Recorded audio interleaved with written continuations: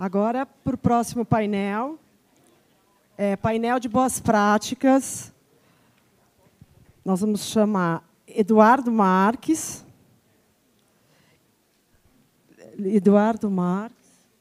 Oi. Leonora Moll, que é do Banco do Bem. João Joaquim de Melo Neto, do Banco de Palmas. E a mediadora será Vera Machado.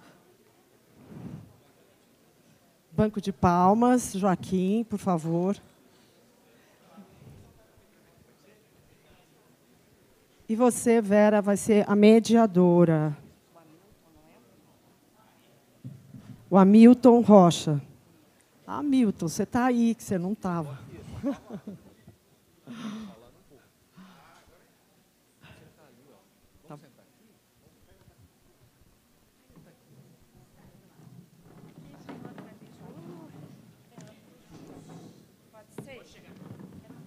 A gente vai trabalhar meio que em roda.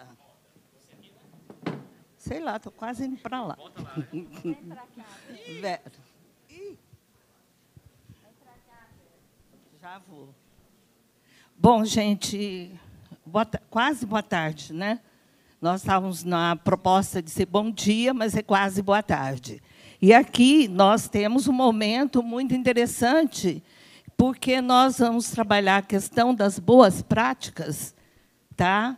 Já com uma questão dos bancos comunitários. Tem o Eduardo, que vai falar sobre orçamento participativo, e depois nós vamos ter os companheiros também que dialogam diretamente com os bancos comunitários e com a moeda social e a moeda já digital, que é o e-dinheiro. Então, nós temos gente aqui, olha, catedráticos no assunto. E eu queria fazer tipo um bem bolado aqui, para poder a gente não ficar muito só na exposição. Vamos lá? Ele, Eduardo, fala um pouco do orçamento participativo e depois a gente vai para a questão dos bancos comunitários, a moeda social, o desenvolvimento local. Tá? Olha, só para falar, nós temos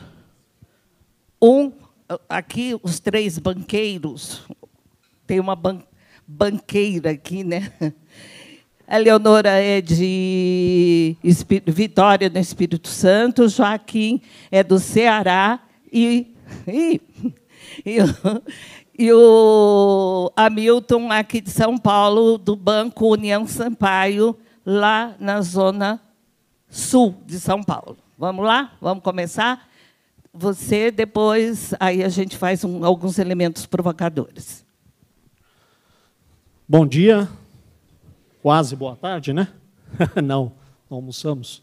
Bom dia a todos e todas. Sou Eduardo, representando aqui o Fórum Paulista de Participação Popular, uma articulação que vem lá dos anos 90, originalmente, como um Fórum Paulista de Orçamento Participativo, congregava, reunia, juntava todas as experiências de orçamento participativo que estavam em curso no Estado de São Paulo. Vi aqui o Pedro Pontual aqui em algum lugar aqui. Ele é um dos que iniciou esse processo de articulação aqui no Estado de São Paulo, depois também no Fórum Nacional. Então, você tinha essa articulação das experiências de orçamento participativo, tanto por parte dos gestores na administração pública, como também dos participantes da sociedade, né, dos representantes da sociedade nesse processo, um rico processo que a gente viveu no Brasil. E estou aqui com essa incumbência. O Fórum Paulista, obviamente, como o orçamento participativo, né, perdeu a sua energia, sua força original, inicial. O Fórum Paulista também, como decorrência desse processo, mas, de certa maneira, vários dos integrantes do Fórum Paulista se tornaram observadores desse processo, analistas do processo do orçamento participativo, né, procurando explicar um pouco. E aí a questão que eu quero abrir, a nossa reflexão aqui, explicar como que uma grande ideia, e mais do que uma grande ideia, né? Uma grande construção coletiva, que foi a gestão democrática dos orçamentos públicos no Brasil, cresceu, surgiu no Brasil nos anos 80, como ela cresceu fortemente ao longo dos anos 90, influenciou e inspirou experiências no resto do mundo, na América Latina, na Europa, na Ásia, na África, experiências essas até hoje em curso, na maior parte dessas regiões, e viemos agora experimentando, principalmente nos últimos 10 anos, uma grande crise nesse modelo de gestão e de planejamento participativo, né? Eu acho que a gente precisa fazer essa reflexão, né? E um pouco o desafio nosso é esse, nesse momento que nós estamos vivendo aqui, mais ainda, né? Então, eu queria trazer um pouco alguns elementos iniciais aqui para a gente poder entender esse processo, como se deu no Brasil, de gestão e de planejamento democrático dos orçamentos públicos, né, no país. Algumas características iniciais pelas quais, elementos que explicam o surgimento no Brasil do orçamento participativo lá nos anos 80, meados dos anos 80, principalmente final dos anos 80. O processo de redemocratização que nós estamos vivendo intensamente no Brasil, né, e isso, com certeza, foi uma característica importantíssima para vários experimentos de participação, e o orçamento participativo surgiu como um dos principais, se não o principal. Um conjunto de demandas sociais não atendidas, e se nós recuperarmos um pouco isso, né, o Brasil vivia, durante toda a década de 80, a chamada década perdida, né, primeiro, nos anos 70, um período de crescimento econômico excludente, né, extremamente excludente. Depois, o período dos anos 80 de crise, de hiperinflação, em que realmente os orçamentos públicos e a administração pública não dava conta das demandas sociais cada vez maiores em todas as áreas, na educação, na saúde, na habitação, enfim, no transporte, em todas as áreas possíveis, esse conjunto de demandas sociais só crescia, né? Mas nós vivíamos uma era, um momento de intensa atividade política, de redemocratização, de redescoberta do Brasil, enfim. Então, você tinha estas questões como um pano de fundo importante, e depois a gente vai refletindo, ao longo dos anos, que outras questões vão se associando e vão explicando a força do orçamento participativo, né, ao longo de 2 décadas, pelo menos, né, nos anos 80, anos 90 e até meados dos anos 2000. Nós temos uma crise da democracia representativa, uma crise que não é de hoje, uma crise que não é no Brasil, é uma crise mundial, mas essa crise está colocada, está recolocada o tempo todo, né? Essa crise de legitimidade da democracia representativa, da forma como os representantes são eleitos, quem eles efetivamente representam, da falta de transparência, da falta de proximidade com as questões populares, enfim.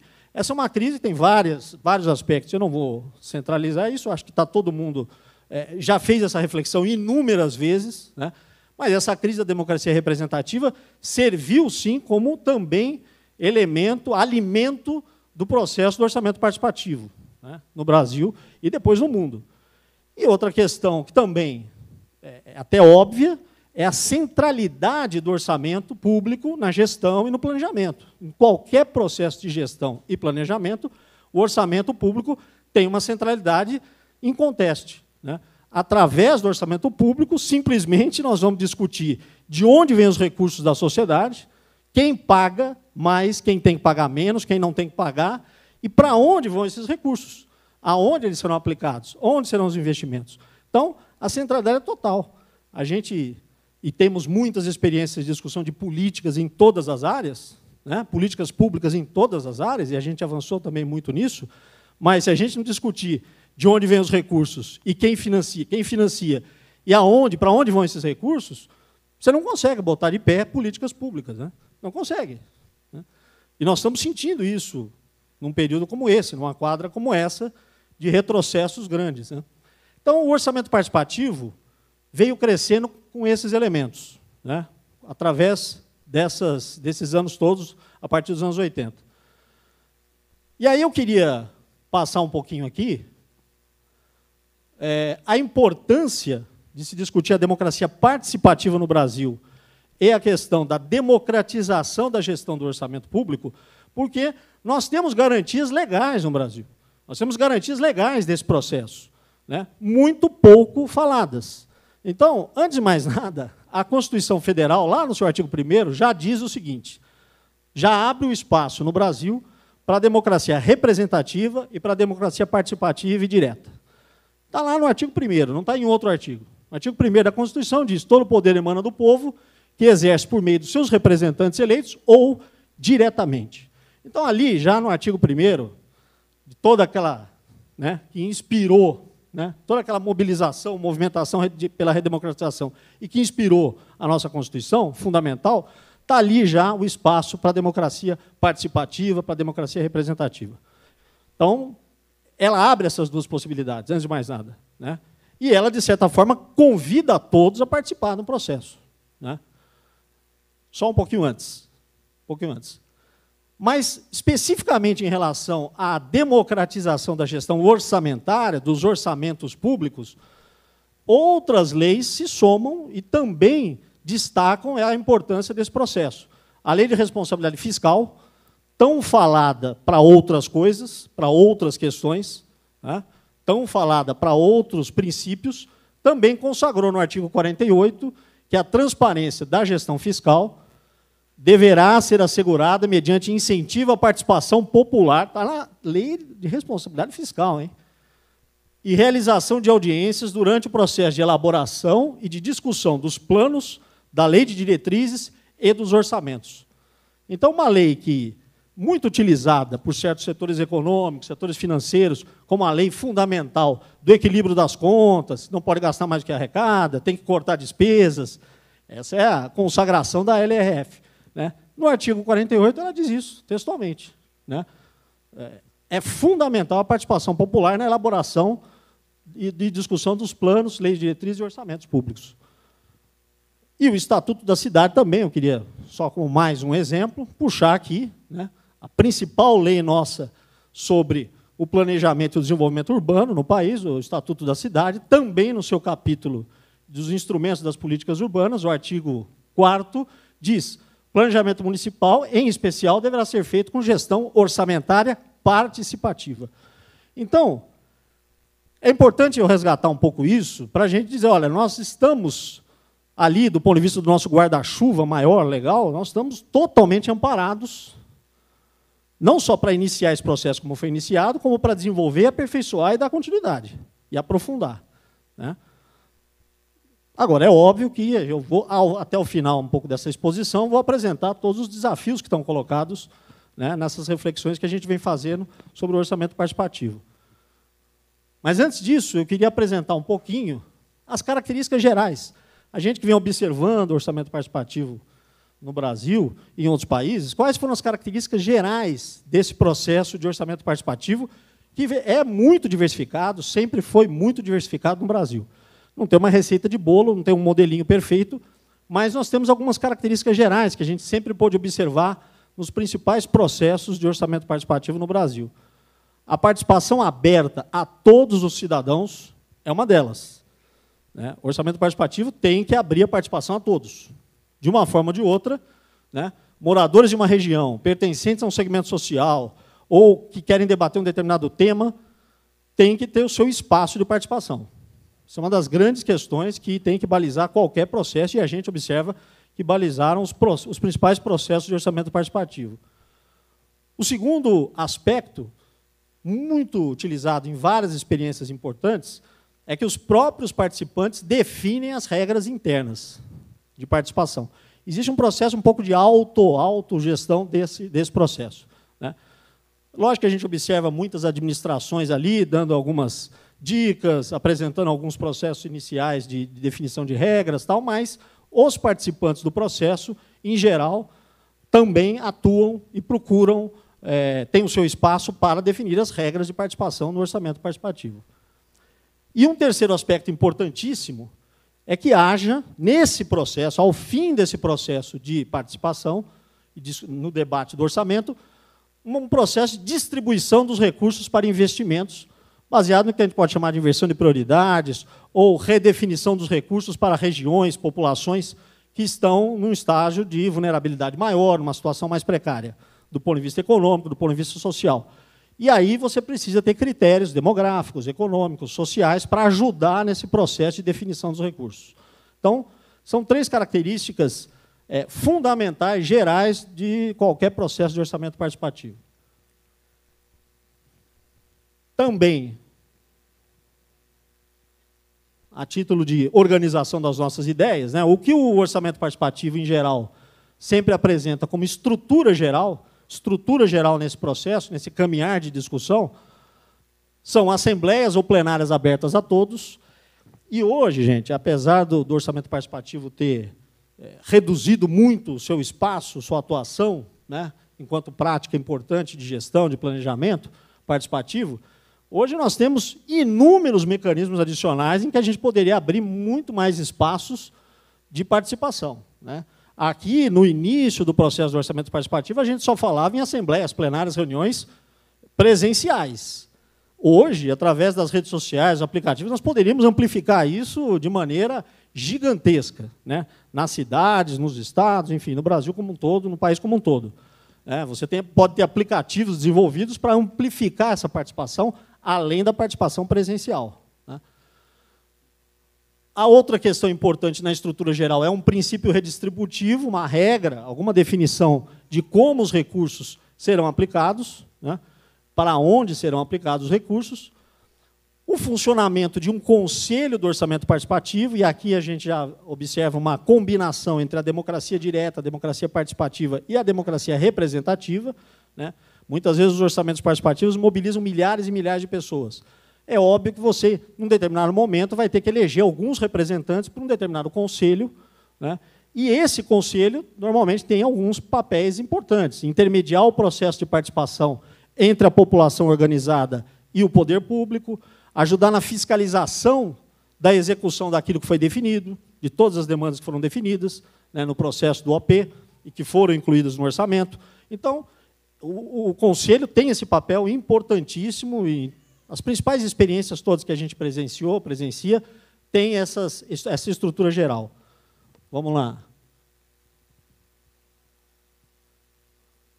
E aqui é interessante trazer para vocês um ciclo de como tem funcionado, como funcionou, de maneira geral, as experiências de orçamento participativo. Ele tem um ciclo, assim como a questão do orçamento tem o seu ciclo, o orçamento participativo tem um ciclo, né? Inicialmente, normalmente, nas assembleias, reuniões presenciais, elas podem ser, normalmente, por regiões, por bairros, por conjunto de bairros, por temas, por segmentos sociais, enfim. O orçamento participativo normalmente se apresenta assim, com um calendário de reuniões, de assembleias, de plenárias presenciais. E nessas reuniões iniciais, nós temos a apresentação da metodologia, das regras do debate, das regras da discussão, né?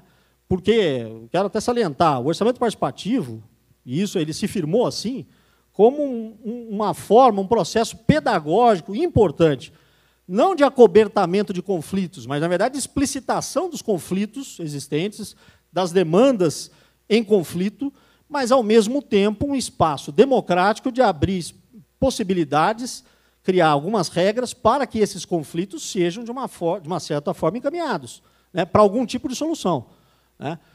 E a questão aí, principalmente, a questão do orçamento participativo, é o conflito em torno dos recursos públicos, né? Esse conflito existe a todo momento, a todo momento. Agora nós temos conflitos dos recursos públicos em qualquer lugar, aqui no estado de São Paulo, no estado, no Brasil, no mundo, né? Você criar uma ferramenta que permita juntar muito mais gente, incorporar muito mais gente, né, para fazer o conflito, explicitar o conflito, não acobertar, encobrir o conflito, e buscar uma solução para esse conflito, do ponto de vista democrático, é o grande papel do orçamento participativo já no seu início. Você tem que apresentar essa metodologia de como serão feitas as discussões, né, nessas reuniões, como vai ser o levantamento, a relação das demandas prioritárias que a população vai apresentar, os problemas que ela entende como prioritário, como será a escolha dessas demandas, como elas vão ser elencadas, e aí sim eleição de delegados, eleição de conselheiros, eleição de representantes, enfim, no processo. Essa é a primeira etapa do ciclo do OP. Tem uma segunda etapa importantíssima, que é a do conhecimento da cidade, né? Conhecimento da região, né? E aí tem um processo também de formação importantíssimo que tem que estar associado ao orçamento participativo. Então, fóruns de delegados, reuniões com técnicos do governo, caravanas da cidadania, são todas ferramentas importantes para a formação de todos os participantes no processo de discussão do orçamento público. E essa é uma etapa central do orçamento participativo. E, ao fim e ao cabo, nós temos sempre a discussão final da definição dos investimentos, a partir de onde, como será desaguada essa discussão rica, e aonde os recursos serão investidos e terão que estar definidos lá no orçamento público, né? Essa é a etapa final do processo, para depois nós termos também o acompanhamento e fiscalização da execução desses investimentos, dessas demandas que foram definidas como prioritárias e incluídas no orçamento. E aí eu queria, para o próximo, para ir para o nosso desfecho aqui, da reflexão, o passo a passo, né? Uma das questões que a gente vem discutindo muito e fazendo muita reflexão é que um dos grandes problemas, a gente vai ver no finalzinho aqui, é que o orçamento participativo encontrou diversos problemas. Um deles é a necessidade de você preparar e formar pessoas também para a gestão desse processo aqui, para a administração e a gestão de um processo complexo como esse, que é o orçamento participativo. Tem várias questões no passo a passo para a implantação do orçamento participativo que qualquer um que estiver à frente desse processo tem que estar pensando, tem que estar olhando. Quais os recursos orçamentários vão estar em discussão? Quais tipos de demandas serão aceitas ou debatidas, se são obras só, ou são políticas públicas, ações mais continuadas, enfim. Definir quais os critérios para priorizar as demandas, a gente já comentou isso. Próximo. Questão importante. Como será a participação, através das plenárias, de que forma vai se dar essa participação, como será a eleição dos representantes, como será a composição do Conselho do Orçamento Participativo, o acompanhamento das demandas prioritárias e a formação, o processo de formação dos conselheiros, dos representantes eleitos nesse processo. Estas questões, além de outras tantas, né, são as principais que qualquer gestor na área de orçamento participativo, de orçamento público, teria que estar pensando, teria que estar refletindo já desde o seu início, para colaborar com o processo. E aqui, para a gente finalizar, né, a grande reflexão, que é o seguinte: o orçamento participativo apresentou e apresenta sempre condições para o sucesso, mas essas condições também, ao mesmo tempo, são os seus verdadeiros e grandes desafios que ele encontra, que ele tem encontrado nesse momento de descenso, de crise desse processo. A questão da vontade política. Sem vontade política, né, um processo complexo como esse, que explicita conflitos, que demonstra esses conflitos, que aprofunda a democracia, enfim, não é simples. Tem que ter muita vontade política e sempre teve que ter, né? Então, é uma necessidade que você tem, né? Uma outra questão importante, e essa questão da vontade política, só para não deixar passar batido, nós teríamos que ter, e é um outro debate em torno de todos aqueles que acompanham o orçamento participativo, que é o seguinte: nós teríamos que ter um aprofundamento da regulamentação no Brasil. Se a gente tem aquele guarda-chuva geral sobre a gestão democrática, participativa, mas nós precisaríamos ter um aprofundamento dessa legislação. Nós nunca tivemos, né? É um grande desafio, né, até para dar substância a essa vontade política, para assegurar essa vontade política onde ela houver, né?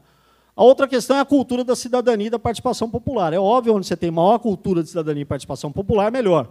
Onde o processo funciona melhor. Onde você consegue formar as pessoas para a cidadania, esse processo vigora com mais força, né? Então, o processo de formação, o processo da cultura da cidadania e da participação é fundamental estar acoplado, estar junto, estar inserido no processo do orçamento participativo, né, para a gente romper a cultura do autoritarismo e tantas outras que minam isso aqui, minam o tempo todo, né? E a terceira, e não menos importante, é você ter alguma capacidade financeira para investimentos e alguma capacidade de gestão para esse processo, né? Daí nós precisamos ter capacitação também para gestão e recursos financeiros mínimos para conseguir colocar em discussão para a população. E aqui vai a grande disputa. Essa é a grande disputa que está sempre colocada. Qual é o papel do Estado?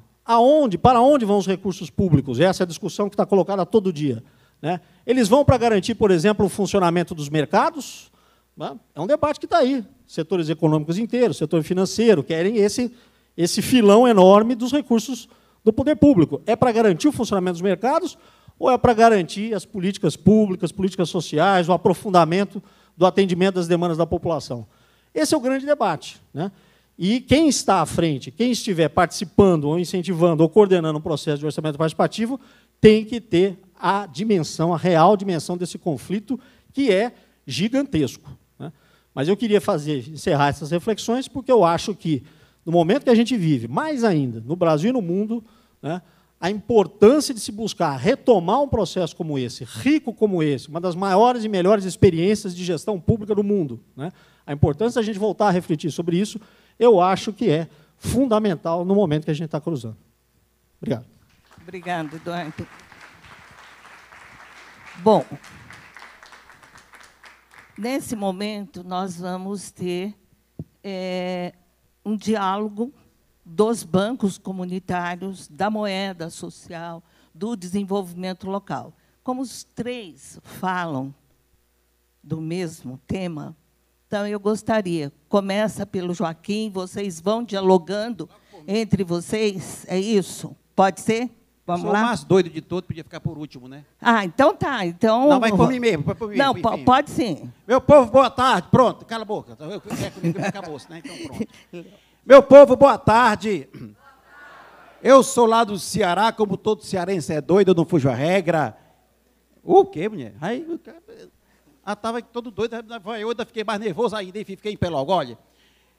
Para ele, menino. Legal. Eu queria fazer uma saudação para a mesa não, para a plateia, em nome dessa juventude que está aqui, muito aguerrida. E já fazer uma autocrítica a nós todos que construímos esse evento, porque se eu tirar a idade média dos palestrantes, com muita bondade fica de 55 anos para cima. Então tem uma juventude muito doida, muito cheia de garra e de criatividade, que poderia povoar esse palco aqui e ensinar para a gente. Dito isso, a gente combinou aqui de fazer uma verdadeira confusão aqui na plenária, não obedecer aquele regime tradicional da palestra clássica, mas só para dizer que sou de Fortaleza, de uma comunidade muito pobre, economicamente falando, mas muito rica em criatividade, que é o Conjunto Palmeiras. Foi a mais brutal favela de Fortaleza, talvez a maioria de vocês que estejam aqui já ouviram essa história. E a gente, através da organização popular, da força do povo, do processo de mobilização, a gente conseguiu organizar a comunidade. Eu vou dispensar o PowerPoint aí para... dispensa, está tudo bagunçado mesmo, dispensa o PowerPoint, até porque o povo já sabe essa história. Mas nós construímos lá quase tudo que a gente precisa para viver.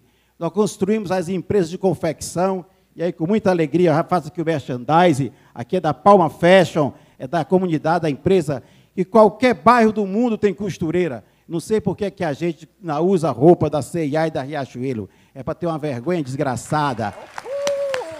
Mas eu estava, viu, Dalbo? Dalbo, que é nosso grande mestre, tenho sempre que tirar o chapéu para ele, porque ele fala de um jeito, eu traduzo, aí vou falando aí as besteiras que ele diz, eu estou brincando, sacanagem, as coisas lindas que ele diz. Enfim, mas há 12 meses atrás, eu estava lá aqui em São Paulo, na DS CUT, falando essa coisa, e na hora que eu falei em ter que consumir produto local, que no Palmeiras a gente conseguiu empresa de confecção, empresa de artesanato, de perfume, de sabão, de detergente, quase pousada comunitária, quase tudo que a gente consome lá é do próprio bairro, porque é fácil produzir. Tirando antibiótico, talvez gás de cozinha, que a gente ainda não faz, a gente faz lá. Aí o rapaz, o Alex Barcelos, que é um grande companheiro das periferias aqui de São Paulo, olhou para mim e disse assim, mas você está usando o tênis da Nike. Eu, morto de vergonha, mais do que vergonha, indignado, disse assim, é porque na minha comunidade não faz sapato ainda. Ele diz, mas em São Paulo faz. Tem uma empresa em São Paulo que é a Yara Obá, eu acho que o nome é esse, que faz um sapato muito bonito. E ele me mostrou esse sapato, e eu joguei todo o sapato que eu tinha fora, e só vou usar sapato agora de São Paulo, a começar por esse, que é da empresa de economia solidária aqui de São Paulo. Eu acho que, gente, eu prometi que mais 2 minutos, mais um? 2 minutos para passar para ele só. Não, mais um. Eu dialogo com eles. Vou dialogar. Só posso falar mais um minuto, eu dialogo, tá certo? Pode. Dialogando com vocês, espera aí, mas se eu contar mais só um minuto, aí eu já encerro aqui, espera aí. Espera aí, calma aí. Então, gente, não, para avançar nessa história, para poder passar para os colegas, que a gente fez isso, a gente sentiu que essa plenária falou muito pouco. Então, a gente quer falar menos para que vocês possam fazer perguntas e interagir mais. Eu só quero dizer uma coisa. O que marcou os bancos comunitários no Brasil, e nós somos uma rede de 113, é que a gente tem uma moeda social, uma moeda própria, que só consome na própria comunidade. Produz lá e consome lá. A gente faz crédito em moeda social e faz crédito em moeda real para poder produzir. O Banco Central, essa história tem 21 anos, durante 2 vezes nos processou criminalmente, mandou prender e mandou fechar as experiências. Quando o Banco Central mandou prender, a gente falou assim, nós estamos no rumo certo. Porque se tivesse aquela desgraça é feita para os grandes bancos, quando eles querem prender a gente, que a gente está no rumo certo. Mas eu falo isso, não para dar uma de coitadinho, mas para dizer que em 2015, isso aqui é o ponto fundamental, eu passo a palavra para os meus colegas e abrir a plenária. Em 2015, o Banco Central criou uma nova regra no Brasil, que foi a lei das moedas eletrônicas, das moedas digitais, que fez surgir essa parafernália que a gente vê hoje. PayPal, Moderninha, Moreninha, Nubank, enfim, aquela guerra toda. O que eles nos contavam é que a rede brasileira de bancos comunitários, nas favelas do Brasil, nos quilombolas, nos pescadores, nós criamos a nossa rede digital. A gente criou uma plataforma digital chamada É Dinheiro Brasil, que, com a mesma metodologia dos bancos comunitários, uma plataforma livre, que todo mundo vai lá e puxa e cria seus bancos comunitários digitais, com todos os poderes que esses bancos outros têm. Você pode pagar boleto, pode pagar conta, pode transferir, pode comprar no comércio local, é bem mais barato do que cobra o Visa, Mastercard, essa desgraceira, tudo, que tudo é um dono só. Não tem aquelas maquininhas, lê pelo celular.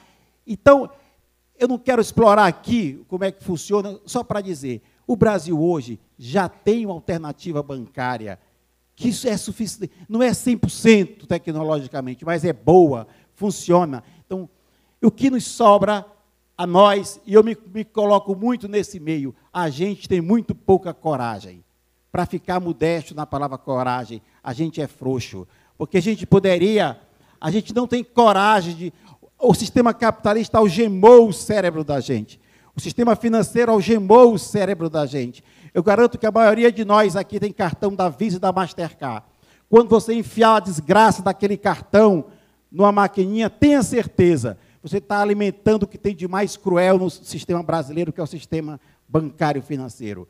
Quando você usa o cartão dos bancos comunitários, faz o mesmo efeito. Aquela taxinha de administração volta para a comunidade, fazer crédito a juros zero, desenvolvimento social, construir a vida, construir a economia solidária. Eu vou encerrar por aqui esse primeiro bloco para dizer que hoje nós avançamos. Se o Banco Central hoje quiser nos pegar, vai ter que fechar o Bradesco, o Santander, o Itaú, o cão que o parta, porque eles também têm aplicativo digital, só que o nosso é do bem, é de Deus, é de Francisco, e aquele outro, não tem dúvida, é do Satanás, do cão da desgraça da vida, a opção é sua.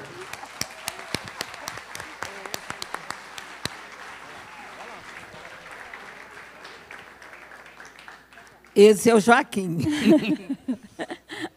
Agora, nossa outra banqueira do Espírito Santo. Diz o povo que eu já virei Joaquim de saia, não sei ainda. Não, ele, nada disso. Joaquim de saia. Bem, é porque quando o banco sai lá do Ceará, a gente foi a primeira experiência aqui no Sudeste, né, e fomos para outra das maiores favelas que a gente tem em Vitória, que é no Espírito Santo, né? Mas a gente combinou de fazer aqui algumas perguntas antes aqui com vocês. Eu queria também ver aqui com a juventude, porque, afinal de contas, nós estamos aqui motivados por conta de um Papa argentino, não é? Da América Latina, não é? Que vai lá para a Itália e faz esse alvoroço que ele está fazendo e nos traz aqui para uma nova forma da gente ver a economia, não é assim?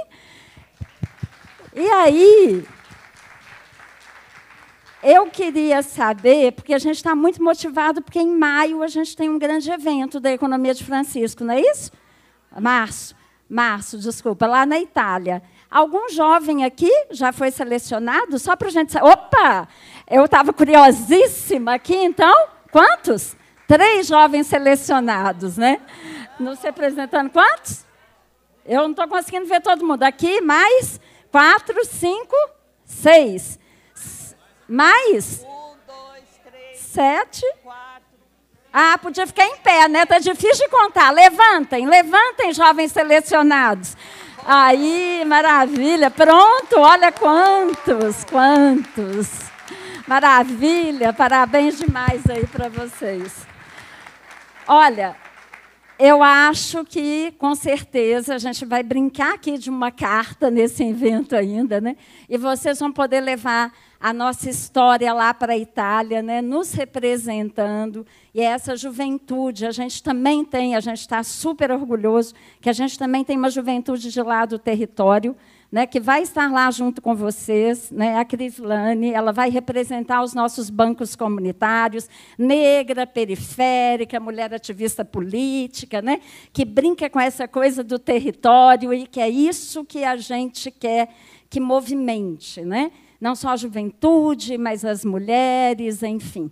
Né? E aí, assim, para perguntar aí um pouco para vocês, disso que o Joaquim falou, a gente tem histórias, né, gente? Nossa vida com bancos comunitários começa ainda antes dos anos 2000, né? A gente começa na década de 90, e essas comunidades, como tinha dito aqui o pessoal da mesa anterior, não é brinquedo a gente brincar de desenvolvimento local.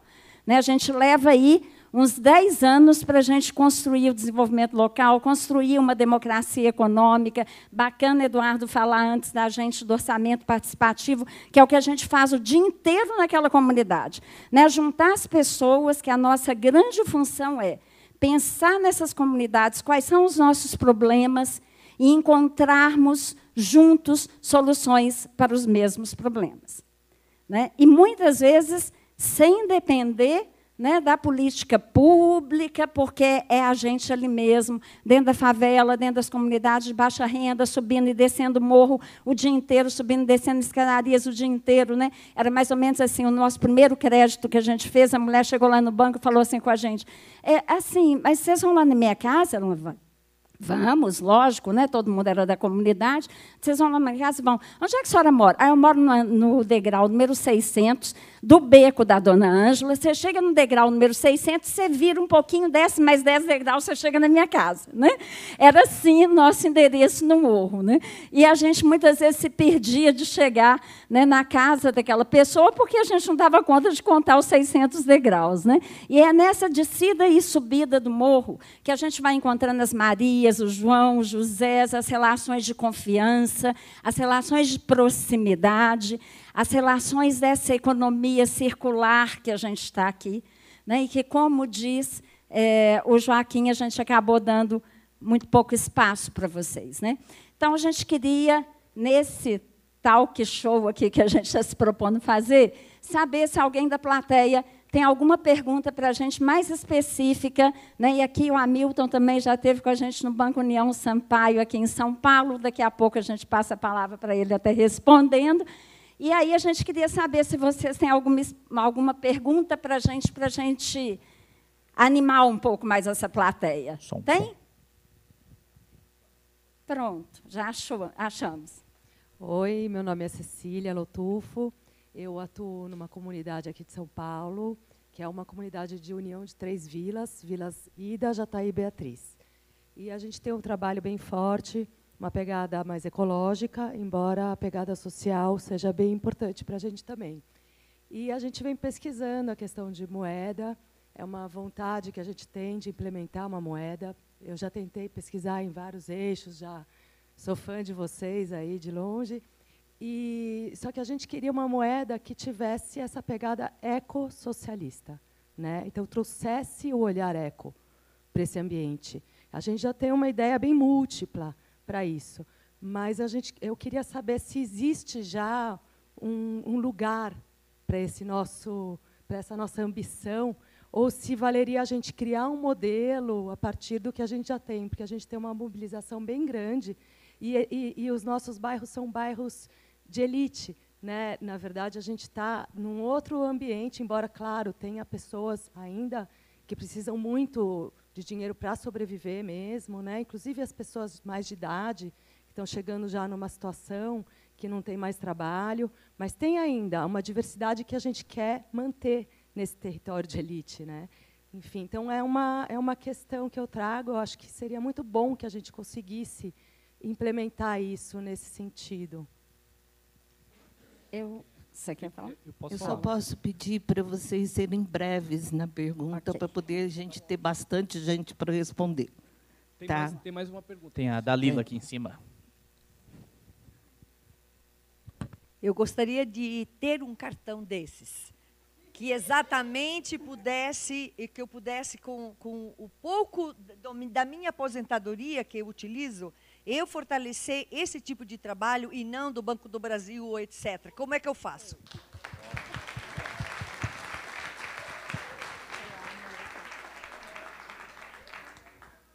Bom, vamos lá. Meu nome é Hamilton Rocha, eu trabalhei durante 2 anos no Banco Comunitário União Sampaio, aqui em São Paulo, na região do Campo Limpo, e, nesse momento, eu estou no trabalho de pesquisa sobre os bancos comunitários. Então, não estou na ativa diretamente, né, fazem 2 meses, mas tenho essa bagagem de recuperar um banco comunitário no momento que teve um baque, em geral, nos bancos comunitários, isso faz parte da história dos bancos comunitários aqui no Brasil. E aí eu queria entrar diretamente na questão que a colega falou. Nós estamos tendo uma experiência no Butantã, né, que toca essa questão da ecomoeda, ou ecodinheiro, ou ecoeconomia. Na verdade, todos os bancos comunitários eles têm uma origem no movimento real que existe na comunidade. Não existe uma fórmula para você construir um banco comunitário. Se é mentira, é o Joaquim que me conteste aqui, né, que é o cara mais experiência em banco comunitário. Quer dizer, tem uma história própria.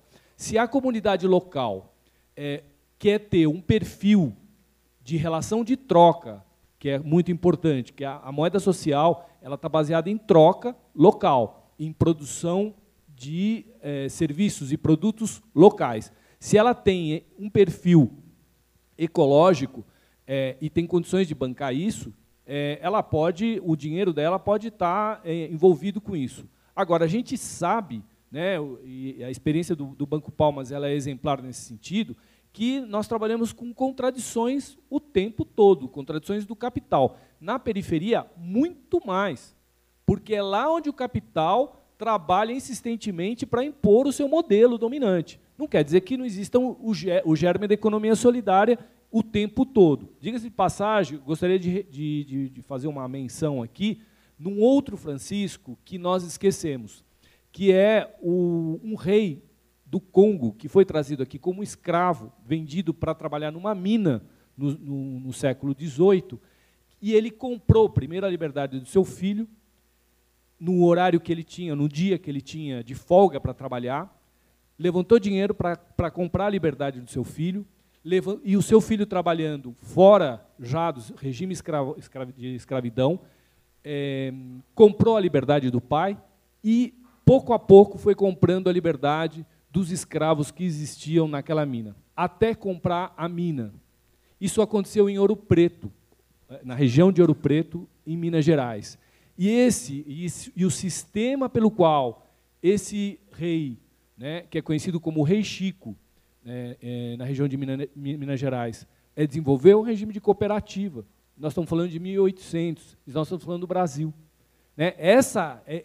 Curiosamente, ele foi batizado, né, como Francisco. Então, essa economia de Francisco, de alguma maneira, é que nós temos que resgatar para libertar o povo negro do Brasil dessa escravidão que nós também estamos vivendo, que é a escravidão do capital e a escravidão do crédito.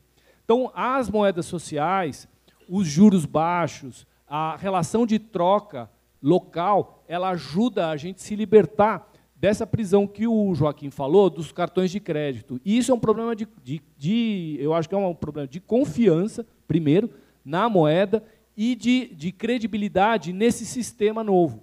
Isso não tem uma fórmula, não tem uma fórmula mágica, isso nós vamos ter que fazer na raça. Nós vamos ter que constituir as comunidades que se interessem por essa moeda e começar a desenvolver. E é uma luta. É a luta contra o capital, literalmente.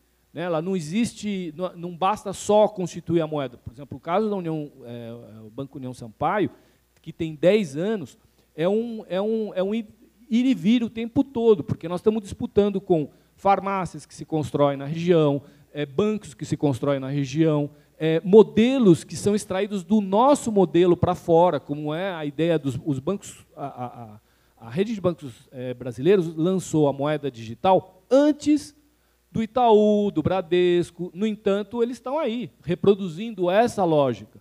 Então, nós temos que ficar atento a isso e começar a praticar. A companheira levantou, eu quero essa moeda já. Essa moeda, ela depende de 2 fatores. Primeiro, da adesão própria, né, ao uso dessa moeda, mas também do comércio que adira a essa moeda, ou as organizações produtivas que adiram a essa moeda. Então, nós temos consciência, através da rede de desenvolvimento solidário, uma rede imensa de produtores, né, de produtos da agricultura familiar, mas também da indústria e de serviços, que precisam se constituir como rede, para que ela possa usar dessa rede aqui em São Paulo e trazer. A gente tem visto vários testemunhos por exemplo, de produtores de leite, produtores de alimento, que, tirando toda a intermediação e o capital, podem entregar para a gente um produto de ótima qualidade na metade do preço que é vendido no mercado. Então, é um problema de consciência nosso de fazer essa articulação dessa rede para que isso funcione.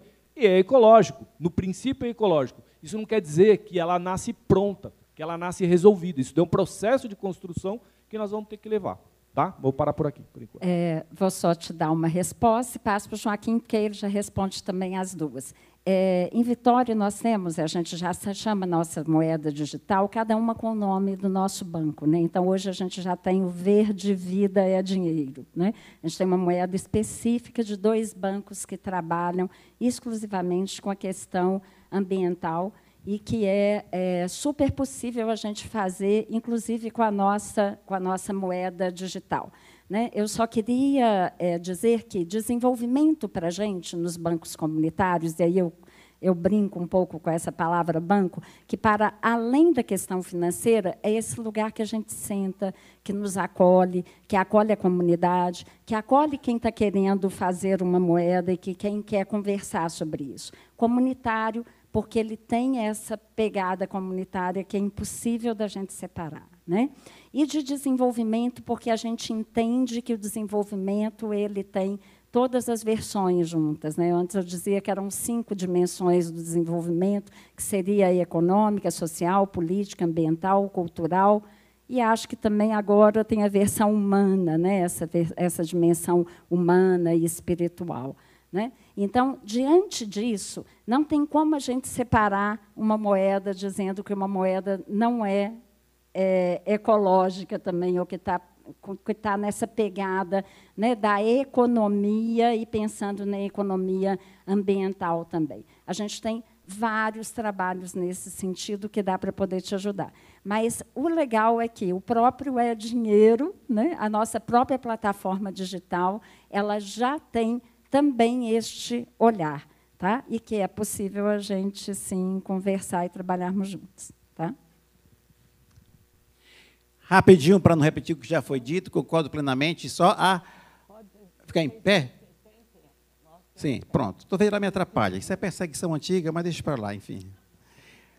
Dentro do dinheiro que a Leonora colocou, nós criamos um ambiente, que é o dinheiro ambiental. Então, foi muita provocação dos catadores em Fortaleza.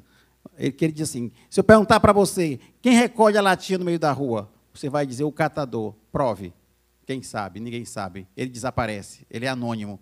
Ele vai para a reciclagem, vai para o reciclador, vai para a indústria, acabou. Então, o dinheiro tem uma aba, que ele abre uma conta ali para o catador, uma conta digital, é gratuita.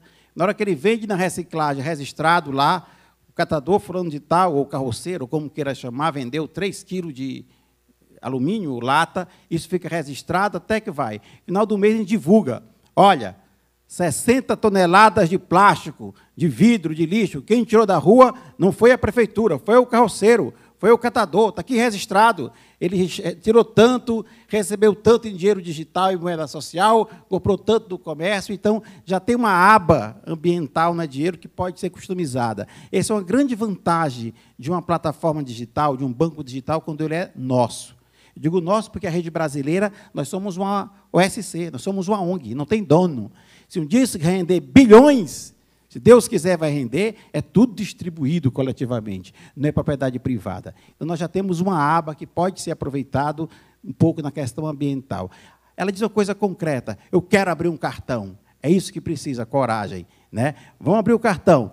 A gente precisa fazer aqui, ter o Banco de São Paulo, tem alguns, porque a gente não tem um modelo único. Nós somos milhares de bancos comunitários, unificados numa mesma rede, numa mesma plataforma, mas cada local tem um seu. Dia 29, aqui em São Paulo, a Vera vai anunciar onde é o local, nós vamos fazer uma grande oficina. O título é, se você quiser criar um banco no seu município, no seu bairro, na sua comunidade, na sua rua, vamos, você vai sair de lá com um banco pronto, se você quiser.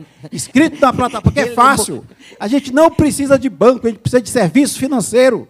Então, qualquer um pode ter o seu banco. Então, dia 29, a Vera vai estar anunciando depois. Isso. Não, eu não a sou gente vai fechar o local, é com você. mas é aqui, com acessibilidade, perto de metrô, para todo mundo ir. Pronto. Tá? É com ela todo aí. Mundo. É a Rede Economia Solidária de São Paulo que está organizando.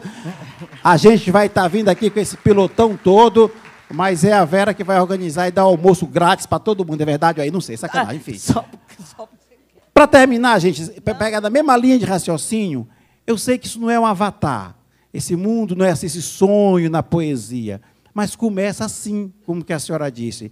A minha igreja, o meu sindicato, o meu partido, dá para pagar o boleto bancário, a conta de água e de luz, usando esse banco comunitário, para fazer a conta salário do meu funcionário. O que é que dá para fazer? Já dá para fazer muitas coisas. Eu vou só citar um exemplo, até porque eu sou também igual a vocês, eu sou o líder comunitário, nós estamos juntos nessa pegada. Não estou criticando os outros, estamos criticando a nós mesmos. Você sabe, eu dei esse exemplo lá na CUT, vou dizer aqui. O Partido dos Trabalhadores, PT, militante, progressista, ele paga uma coisa muito nobre. Os petistas, eles pagam uma contribuição, não sei o nome que ele dá, uma contribuição para o partido que dá todo mês, que é um gesto muito nobre. E ele gera um boleto bancário, R$5, do Santander. Ai, eu digo, misericórdia. Olha, são mais de 30 milhões, sei lá, de filiados. Pago este boleto pelo banco comunitário, que é R$3, é mais barato. E tira esse desgraça da mão do Santander. Não adianta dizer Lula livre e jogar no bolso o cartão que botou o Lula na cadeia. Então, a prática, gente. Nós estamos na hora do testemunho. Como dizia São Tiago, a fé sem as obras é vã. Então, que o Papa Francisco nos sacude e dizer, coragem, a vida é feita de coragem, vamos mudar e já tem muito caminho pela frente. Olha, gente, esse cara, chamado Joaquim, ele ficou 3 horas falando sobre bancos comunitários, moeda e desenvolvimento local. Se deixar, a gente falou que ele não podia falar tanto, então ele está correndo para falar tudo de uma vez só. Mas eu acho que ainda dá tempo. Nós temos 15 minutos ainda e nós queremos que as pessoas também dialoguem com o Joaquim, com o Eduardo, com a Eleonora, com o Hamilton. Não, fala tudo. Nada disso, meu anjo. Eu tenho um pendrive aqui com um monte de coisa, hein?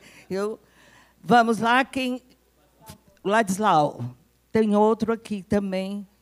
Professor. Olha, eu queria sugerir o seguinte, porque muita gente fica... Deus e o mundo quer sair dessa desgraça dos bancos, né? Porque chupa da gente. Eu queria só lembrar para as pessoas, né, que antigamente você tirar R$10 do bolso de um pobre não era fácil, né? Seria uma guerra. Agora, qualquer um, né, até a juventude ali, tem um cartãozinho ali e tem ali aquela tarjetinha marrom, né? Aquilo é um canudinho, sabe? Eletrônico, né? Que chupa do bolso das pessoas, de repente cai uma taxa aí de R$8, de R$12, multiplicado por milhões. A pessoa não sabe como, mas você ficou mais pobre. Então, esse sistema eletrônico, o dinheiro não é mais aquela coisa... Eu, na minha idade, ainda uso essas coisas antigas, que vocês conhecem, né? Esse negócio assim, né? Mas o povo, em geral, está usando o cartão, né?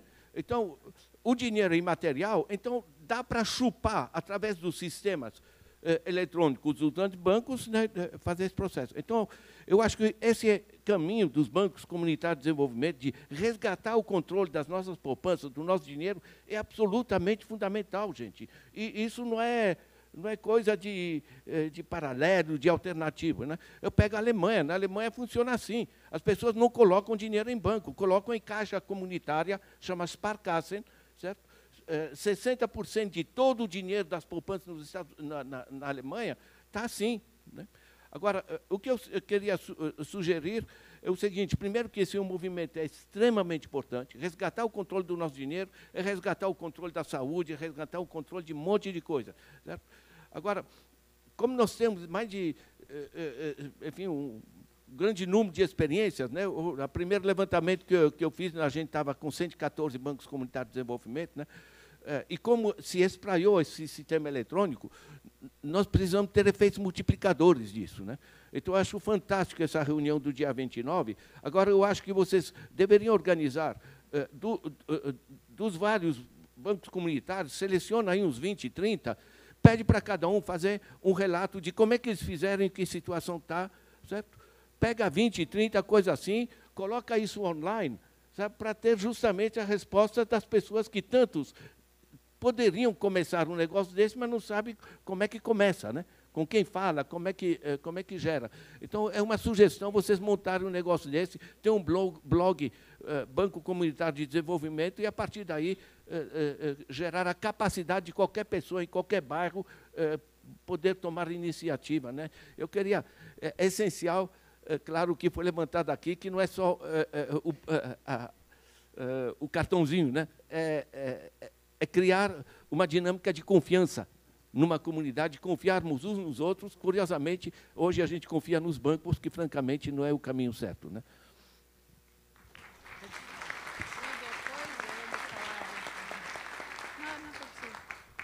Bom dia, meu nome é Cristine, sou representante voluntária da comunidade Vilas Beija, que é Vila Beatriz e de Jataí, e minha pergunta é sobre orçamento participativo. Como resgatar a participação, a curiosidade das pessoas, já que as pessoas não têm a cultura de cidadania? Eu, por exemplo, nunca fui educada para a cultura de cidadania, e acho que também pode ser útil para os próprios bancos comunitários, uma vez que você arrecada um dinheiro da comunidade, como também fazer um orçamento participativo com investimento adequado, com a participação das pessoas aptas a discutirem corretamente. Tem mais alguém? A minha pergunta é até para o Joaquim. Eu entendo que no problema do capitalismo não é o dinheiro, mas sim a relação que nós desenvolvemos com ele. Como que é feito o processo de educação nos bancos comunitários para a população e principalmente para os jovens desenvolver uma relação saudável e inteligente com o dinheiro? Boa tarde. Tem mais uma pessoa aí. Boa tarde. Eu queria fazer uma pergunta, porque assim, o Joaquim está prometendo o céu e o Hamilton puxou para a terra, né? O Hamilton falou que, para conseguir usar esse sistema, precisa ter a pessoa aderindo e também os produtores aderindo. E o Joaquim falou várias vezes que qualquer um pode usar, o sindicato pode aderir, para pagar boleto, etc. Então, eu queria que vocês explicassem mais ou menos como é que pode, se pode mesmo. Eu posso pagar meus boletos com essa moeda, o sindicato pode aderir a essa moeda a partir de amanhã. Como que funciona isso? Oi, meu nome é Ingrid e eu sou da Baixada Santista.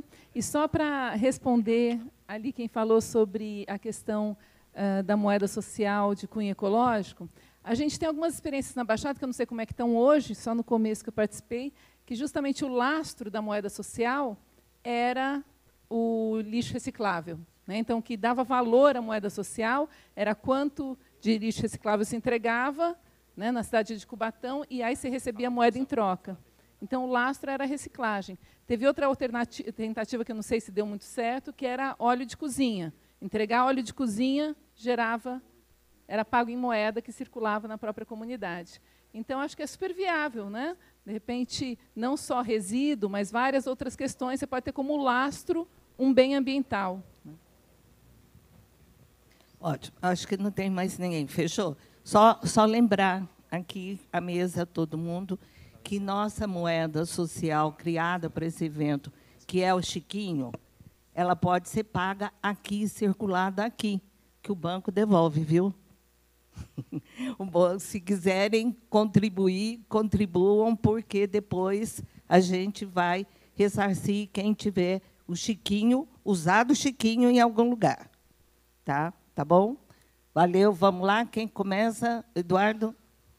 A questão, até para fazer um gancho com o que vem sendo falado aqui, a questão do controle da moeda, do crédito, dos orçamentos públicos, é a coisa mais séria no capitalismo.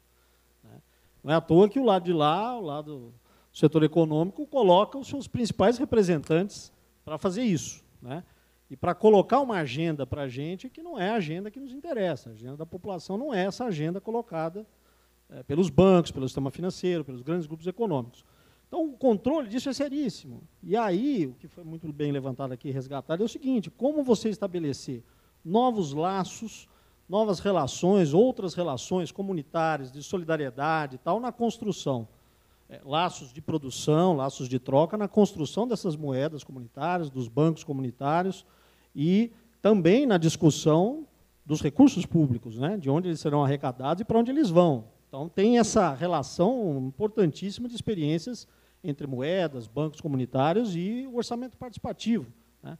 Agora, como fazer essa cultura da participação, da solidariedade, na produção, na troca, no debate sobre os recursos públicos, como isso voltar a prosperar, crescer mais ainda, é um trabalho árduo, é um trabalho diário, né? Não tem mágica, não tem milagre, mas a gente já fez isso. Nós já fizemos muito isso nos anos 70, anos 80, nós fizemos muito isso. Nós talvez precisemos resgatar um pouco mais coisas que nós já fizemos, caminhos que nós já percorremos, né? Lógico que agora, talvez incentivados por outras ferramentas aqui, coisas novas que nos ajudam mais nisso, nós precisamos voltar a conversar, ou continuar a conversar com as pessoas, nas comunidades, né? Debater sobre a importância disso. No caso do orçamento participativo, ou da questão do orçamento público, por que você, a pessoa, qualquer um, de qualquer comunidade, de qualquer cidade e tal, vai eleger o seu representante e depois vai voltar para casa, vai voltar para os seus problemas e vai deixar ele resolver e decidir o que fazer com o imposto que você paga, né? Para onde vão esses recursos, por que você vai fazer essa tremenda relação de confiança de 4 anos, sei lá, ou mais, né, com o representante? Por que não participar disso cotidianamente?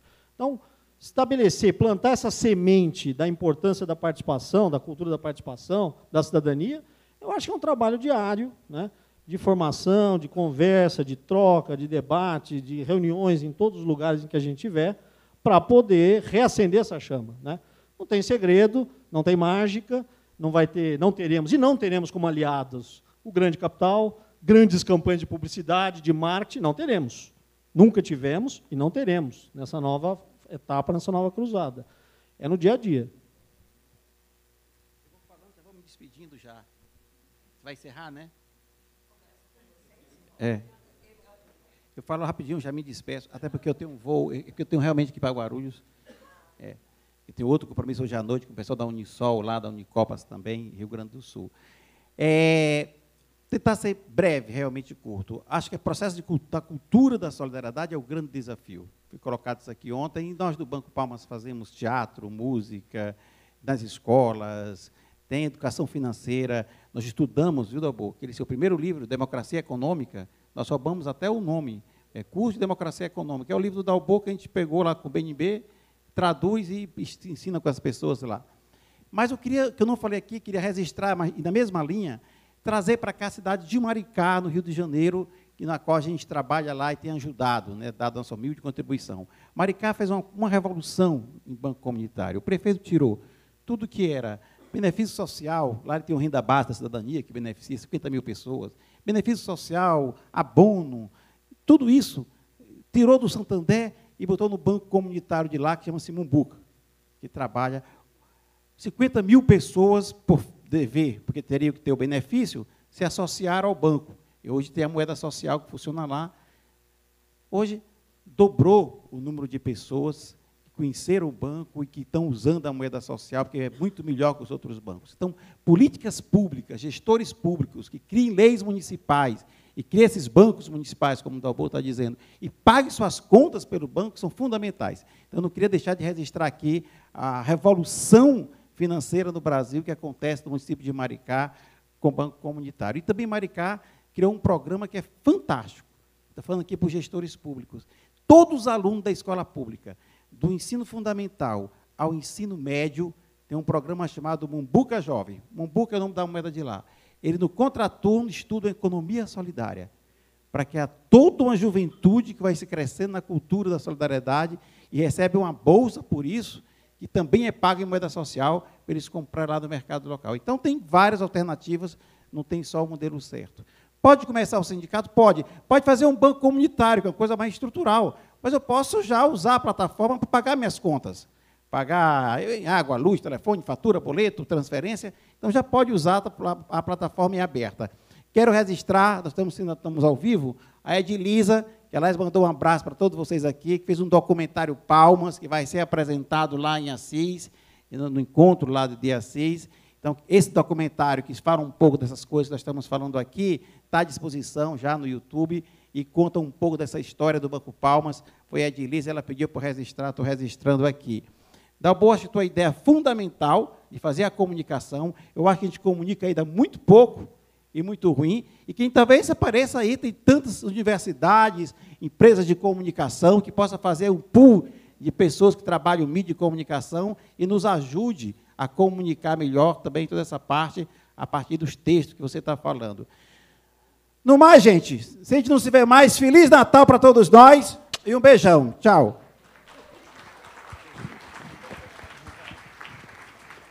Bem, gente, você ainda tem uns 9 minutinhos. É porque o Joaquim tem que pegar um voo, a gente está vigiando o horário dele aqui, né? Mas vamos lá. Para o rapaz que perguntou sobre a questão do céu e da terra. Como eu estou aqui no meio, eu vou aqui colocar, né, a posição desse céu e dessa terra. Bem, a gente está falando aqui, basicamente, de uma única experiência, mas com duas vertentes, vamos dizer assim, né? Esse banco comunitário mais estrutural, né, que o Joaquim pontuou, é o banco comunitário mais complexo da gente estruturar numa comunidade. Muitas vezes, quando a gente chega com um banco comunitário, nessa filosofia na comunidade, é a primeira experiência realmente endógena, nascida de dentro daquela comunidade, que aquela comunidade vai ter. Então, a gente sempre diz que é necessário, às vezes até antes da gente começar esse banco mais estruturado, a gente ter antes um fórum de desenvolvimento local. Essa questão de como conversarmos com a comunidade, né? De como é que a comunidade chega. Muitas vezes as pessoas chamam a gente para poder ir para uma comunidade, chegam lá e falam, desculpa, só tem 10 pessoas. Eu falo, que bom que só tem 10. Né? É mais ou menos uma regra geométrica. Eu não quero chegar numa comunidade que já chegue de cara 5.000 pessoas, 1.000 pessoas para uma reunião. Vai dar errado. Né? Então, é meio assim, se aparecem 10 e, na próxima, cada um desses 10 levar mais um, nós temos 20. Se cada um dos 20 levarem mais um, nós vamos ter 40. E se cada um dos 40 levarem mais um, na próxima a gente tem 80. Né?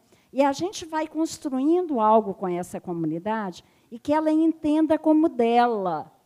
Essa é a grande questão. O banco comunitário ele não tem como chegar num local de fora para dentro. Ele nasce de dentro dessa comunidade. Né? Dentro dessa comunidade que sai de todas essas palavras que a gente está falando aqui, da ousadia, do bem viver, da resistência, dessa comunidade que sabe a dor que é, né, de se sentir o cada dia. Né? A gente lembra muito aí da música do Caetano, enfim. Né? Essa dor do viver de cada dia, que essa comunidade entende muito bem. E que, quando ela se ajunta, é possível, de fato, chegar no processo de desenvolvimento local. E daí o banco vai provocando uma série de outras coisas. Provoca pontos de cultura, que a gente já tem vários, provoca reuniões de centrais de compra, onde comerciantes compram coletivamente. A gente tinha um grande problema nessa comunidade, por exemplo, onde nós estamos, né? Nós estamos um pouco longe da agricultura familiar, ao mesmo tempo que perto. Mas as pessoas diziam assim, eu quero comprar um café de boa qualidade. E aí a gente chegava na bodeguinha lá, né, no botequinho do seu Manuel Testa de Ferro, e perguntava para ele, seu Manuel Testa de Ferro, por que o senhor não tem um café, né, que a nossa comunidade quer comprar, né, de fato? Ele falava assim, minha filha, eu não posso ter, porque se eu tenho, a comunidade não compra aqui, né, porque fica caro. Aí a gente começa a perceber onde é que está o problema. Vira uma bola de neve, gente. A comunidade não compra no seu Manuel, porque o seu Manuel não consegue colocar um preço bom. Seu Manuel não consegue colocar um preço bom porque a gente tem uma grande guerra dos grandes supermercados que estão no pé do nosso morro, porque tem Walmart, tem Carrefour, tem todos os outros que vocês possam imaginar, todas as redes no pé do morro, e as pessoas descem o morro, muitas vezes, para poder ir trabalhar, e voltam para casa com tudo aquilo, né, que é de lá de baixo. E aí a gente lembra o nosso querido Paul Singer, né, e a gente mesmo se pergunta, por que somos pobres? Né, somos pobres porque tudo que a gente produz aqui nessa comunidade desce a ladeira abaixo do nosso morro. Né, vai embora para outros lugares. Né? Vai embora para a Unilever, vai embora para as grandes multinacionais, vai embora para os grandes supermercados. Então, seu Manuel Testa de Ferro, o que a gente tem que fazer para o senhor ter o café? Né? Então, vamos nos reunir. E daí a gente começa as pesquisas, e isso é um processo demorado, isso é um processo difícil, é um processo árduo, mas é gostoso demais da gente fazer. Né? É um processo que dá uma alegria, porque essa comunidade cria uma nova forma de viver que é impressionante.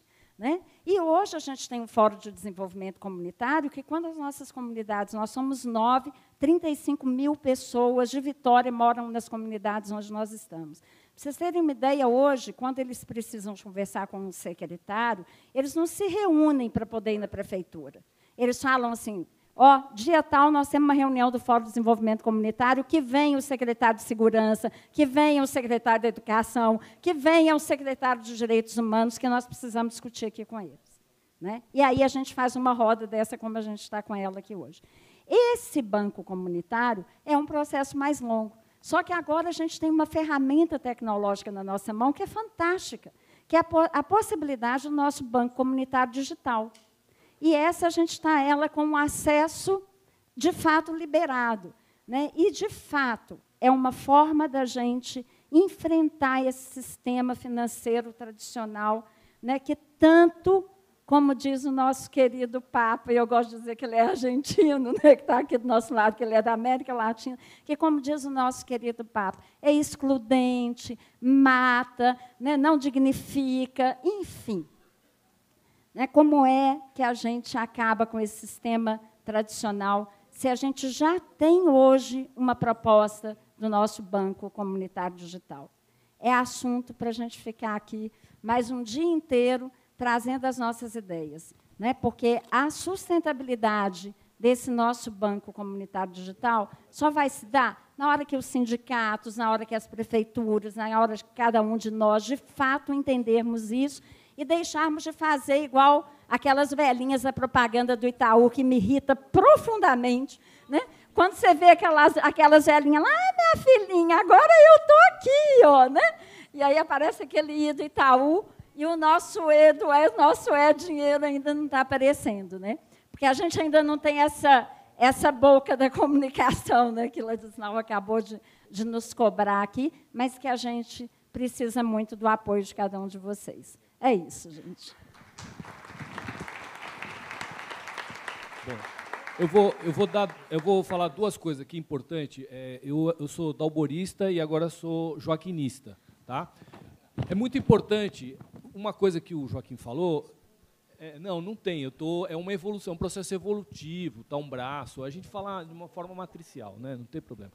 Não, porque o que o Joaquim fala é uma coisa que eu tenho repetido em tudo quanto é canto. a gente é um bando de frouxo, certo? E o entusiasmo que ele levanta aqui, ele não é ilusório.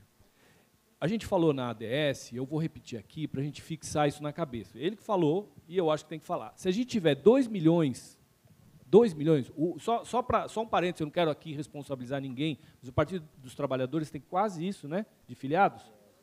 2 milhões. Mas se a gente tiver 2 milhões de filiados ao E-Dinheiro, que você pode fazer hoje, nós passamos a disputar o mercado financeiro no Brasil.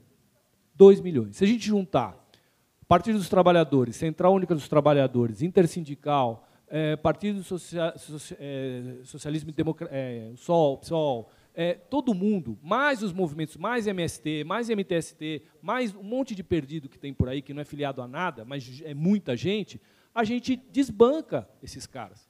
E não é brincadeira, isso pode ser feito hoje, se a gente quiser. Ah, precisa de comunicação? Precisa. Precisa de organização? Precisa. Precisa ter densidade nas comunidades? Precisa. Mas também precisa, o que ele falou, coragem individual e coletiva. É isso que nós precisamos fazer, sair daqui com isso na cabeça, ir atrás no E-Dinheiro. Ó, como é que funciona? Vou lá no E-Dinheiro e vou ver como é que faz. Quero achar esses caras, até a hora de eu conseguir.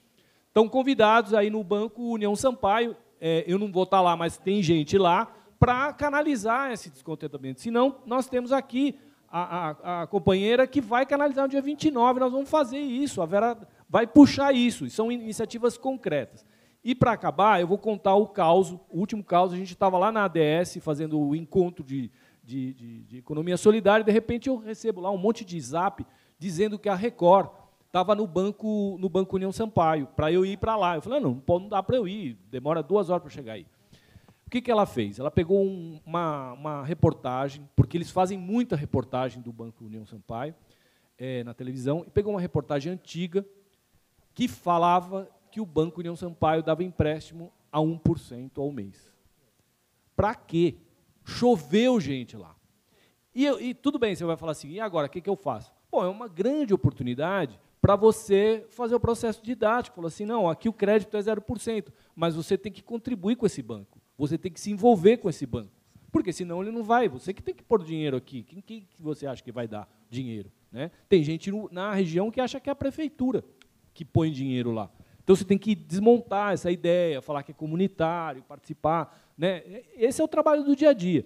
E vou contar uma outra coisa, que é o caso do açougueiro, famoso açougueiro Silvestre, que aparece na televisão. Sempre quando você procurar Banco União Sampaio, você vai achar o Silvestre. Silvestre é um açougueiro local que aderiu à moeda social, já no começo, há 10 anos atrás, no momento em que estava sendo constituído um supermercado grande ao lado da lojinha dele. E ele, muito esperto, aderiu à moeda. E o que ele criou com essa adesão?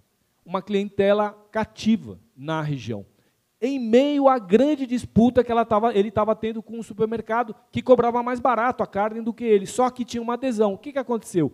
As pessoas que precisavam de dinheiro para comprar carne, para comer, porque isso é muito comum na periferia, foram lá no banco, pediram dinheiro emprestado para comprar e foram no Silvestre comprar. O que aconteceu? Ele teve um crescimento de 30% do negócio dele. Isso é um exemplo de desenvolvimento local. Tudo bem, tem que gerar renda, tudo mais, mas essa adesão, essa confiança que ele teve na moeda permitiu com que ele tivesse um crescimento econômico. Ele é o maior defensor da moeda. É muito impressionante isso. Os comerciantes são os principais defensores da moeda local, porque isso traz imediatamente benefício para eles. E, com isso, a gente faz uma reeducação pedagógica do sentido do dinheiro, sentido da solidariedade, sentido da economia. Na prática, não é teorizando, não é vindo na universidade, que é longe, diga-se passagem, para a população. É lá no local. Então, eu acho que, se a gente tem que se debruçar em pensar, em ver soluções, é nesse sentido. E aí, a exposição da Leonora, né, foi uma boa ideia trazido aqui na frente, porque é exemplar, é isso mesmo. Essa didática, esse água mole em pedra dura, que vai fazer essa mudança e que pode acontecer, como aconteceu no Banco Comunitário, no União Sampaio, uma avalanche de gente, de uma hora para outra, procurando uma referência concreta de mudança através do empréstimo no banco local. Isso vai acontecer quando você está presente na comunidade. Se você está fora, né? Se você está distante, você não consegue dar resposta para isso. Então, nós temos que inverter, ir lá, escutar, né? E participar dessa geleia geral toda lá. Tá? Obrigado aí por todo ter me ouvido aí. Olha, a gente convida ainda vocês ficarem sentadinhos, porque tem alguns avisos, tá? E convida vocês a começar a ter coragem e ir à luta, tá bom? Uhul!